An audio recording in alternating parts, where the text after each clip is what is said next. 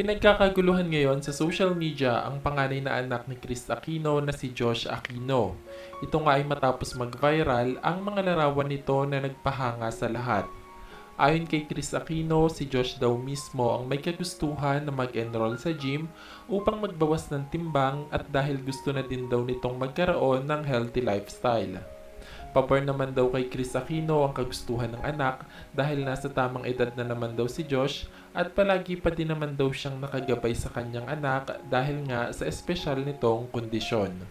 Sa ilang larawan ngang ibinahagi ng pamilya ni Kris, makikita nga na talagang dedicated si Josh sa kanyang ginagawa. Tila nais nga daw nitong maging fit nang sa gayon ay makita ng publiko na hindi hadlang ang kondisyon niya upang maging maganda ang pangangatawan. Ayon sa netizens, tila mas bumata nga daw ang itsura ni Josh ngayong bumaba na ang timbang nito. Narito ang ilang larawan kung saan makikita na talagang malaki ang pinagbago ng pangangatawan ng panganay ni Kris Aquino.